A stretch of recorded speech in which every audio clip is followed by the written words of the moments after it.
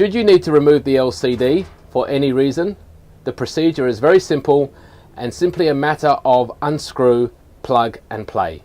The first thing you need to do is remove any zip ties that are locating the cable to the handlebar. Simply rotate the LCD screen around to expose the Allen key here. Loosen the bolt and then separate the two halves of the receiver of the LCD from the handlebar. The next process is to remove the 4 bolts which lock the cover plate down onto the main handle stem. Once you've removed the final bolts, simply pull away the cover plate to expose the internal wiring. All LCD screens come with a weatherproof quick release connector, and that is connected through the cover plate. This comes as one unit. Simply replace with a new unit and quite easily just plug back in, ensuring that you tuck in all the cables cleanly and securely. Finally, clip over the LCD screen, rotate, replace the bolt, tighten, ensuring it is fairly stiff, and then rotate the screen to the desired viewing angle and just give it another little tighten. If you have a zip tie handy, it would be appropriate to zip tie the cable back to the handlebar as originally seen. One final check, ensure that your Golf Skate Caddy powers up. The next process that we're going to show you is simply how to remove the front plastics from the Golf Skate Caddy. Just using a simple Phillips screwdriver is the first process to undoing the screws. Once you've removed the 3 screws, just lift up the plastics and remove the pull away cable. All the 2015 model Golf Skate Caddies come equipped with quick release waterproof lighting cables and also an optional GeoNavSat tracking system for your Golf Skate Caddy, which can be used predominantly for golf clubs to track the location and whereabouts of their caddies on or off course.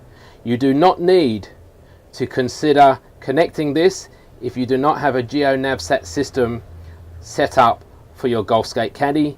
You simply just tuck this cable back in underneath, out of the way. The replacement is very straightforward. Reconnect the cable. Once that is relocated, simply add your 3 screws back in. Always ensure tighten that the lights are working, and away we go. Screen. Should you need to remove the rear plastics to replace, again the procedure is very straightforward. The removal of 4 screws with a Phillips head screwdriver. Simply unclick to expose the heat resistive material. You will need to peel this back. This has been stuck down. You will need to expose 4 screws. One in this corner, one in this corner, and then another screw in this section here, and on the opposite side in the same position in this section here. Once you have removed the 4 screws, simply just a matter of pulling away the plastics to expose the cable underneath. Simply separate.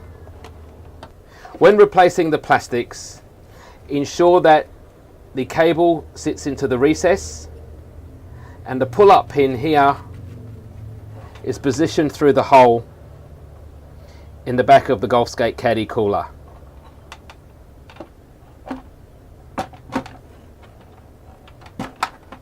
Ensuring everything is tucked in nice and neatly. Once it is fitted, simply replace the screws back in for a firm fit. When fitted, ensure that the lid closes correctly. Check that the LCD light functions, and if everything seems okay and is fitted, then you can be rest assured the job has been done correctly